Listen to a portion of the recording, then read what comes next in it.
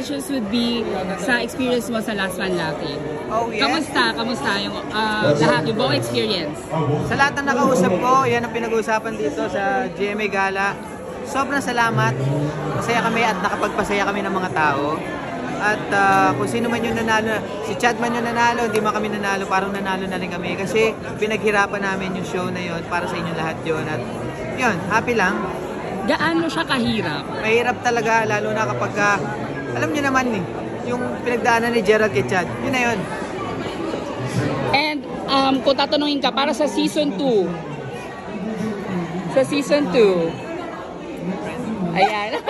Season 2. Season 2, top of mind, sino yung mga gusto mo makapasok? Marami, lahat ng komedyante sa buong Pilipinas. Pasok na pasok. Ito nga ano na to, lapit man, pwede na rin. Top of mind na name, Empoy. Sino? Basta. Lahat. Okay, Lahat sila. okay. Lahat sila. Nakakatawa lahat yan. Okay. Thank you so much. Thank you, my friend. Thank you.